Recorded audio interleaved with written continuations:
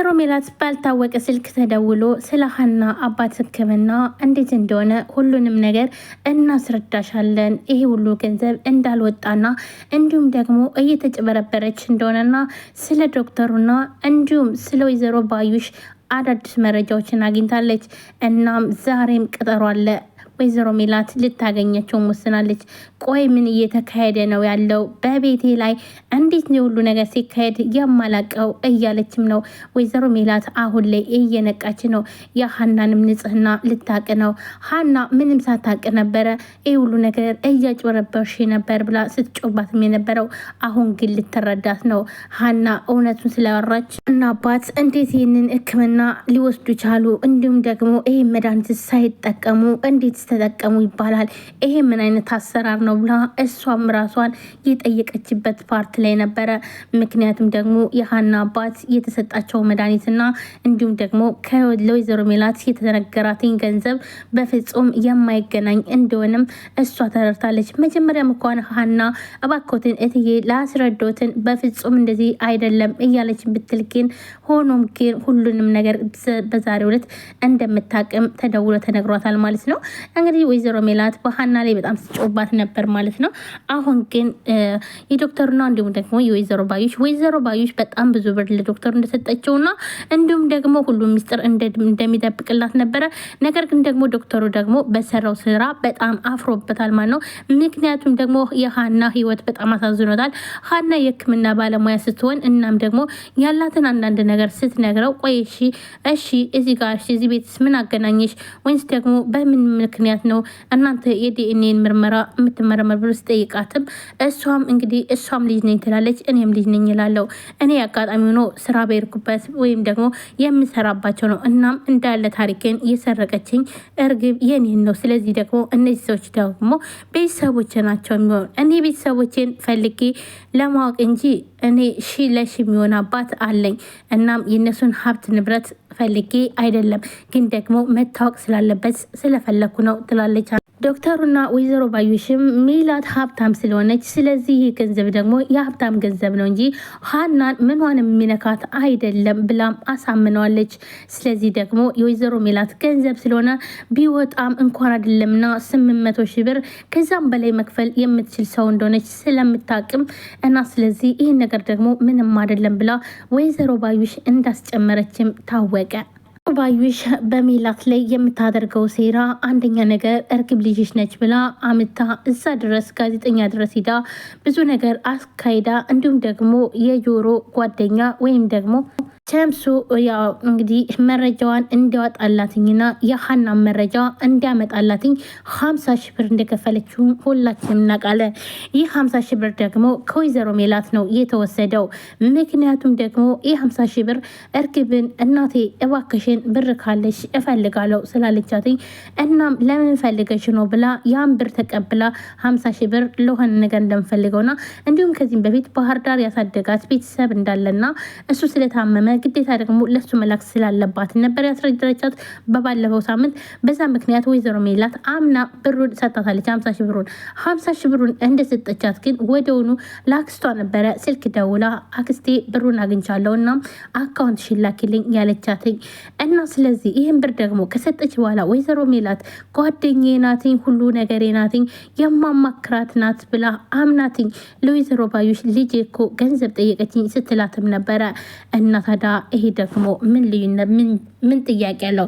ሰላም መስላች ነው? ሰላም እኮ አይደለችም ልጄ እርግብ እኮ ናት። ይሄ ደግሞ ምን ማለት ነው? ፍየል ከመድረሷ ቅጠል መበጠሷ ብላ ተረቱንም ተርታላት ነበረ። እና ታዲያ ለምን አልሻት? እኔማ ለዚህ ላረባ ገንዘብ ብዬ ከልጄ ጋር መጣላት አልፈልግም ብዬ እሺ ብያለሁ ስትልም ነበር።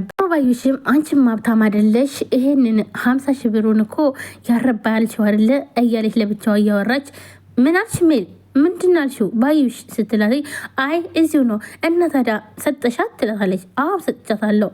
አይ ለነገሩ እንኳን ሰጠሻት እንኳን ይሄን ገንዘብ ስጠይቃትኝ እምቢ ስትያትኝ እዚህ የበለጠ ደግሞ ልትርቅሽ ትችላለች እና መስጠትሽ ጥሩ ነው ትላታለች። እኮ እኔም እኮ ገንዘቡ እኮ አይደለም ምክንያቱም ደግሞ ግን ለምንድን ነው ልጄ እንዳትበላሽብኝ እፈልጋለሁ። ምክንያቱም ደግሞ ልጄ ሰላምን አጥቻት ነበረ። ይህ ደግሞ በራሴ እጅና እንዲሁም ገንዘብ እንደፈለገች ስለምሰጣት ነበረ። በዛ ሰዓትም እንደዛ የሆነችው ልጄን እንደፈለግሽ ብር እንኪ ስላትኝ በዛ ምክንያት ነው። አሁን ደግሞ ይችኛዋ ልጄ እንድትበላሽብኝ አልፈልግም ስትላትም ነበር። ወይዘሮ ባዩሽም እንዳለ ወሬውን እያመጣች ለእርግብም ትነግራት ነበረ። እናም እርግብም ትፈራም ነበረ። በተለይ ደግሞ የዲኤንኤን ምርመራ ሲባል በጣም ነበር የፈራችው። ምክንያቱም ደግሞ የዲኤንኤን ምርመራ ውጤት ምን እንደሚመጣ ስለምታክ በቃ በዚህ ነገር እኮ ልትስማማም አልቻለችም ነበር መጀመሪያ። እናም ወይዘሮ ባዩሽ እንደዚህ ያሉ እኮ እና እንደውም እኮ ጥሩ ነው ሙሉ ለሙሉ ወይዘሮ ሜላት አምና ትቀበልሻለች ስትላትም ነበረ። ቆይ አክስቴ ምን እያልሽ ነው? ምን ማለት ፈልገሽ ነው? ምርመራ እኮ ነው የተባለው ትላለች። እና ችግር የለውም ይሄንን ለእኔ ተይው ብላ ከዛም በኋላ ነበር ነገሮች ሁሉ እየተበላሹ ሄዱት ማለት ነው።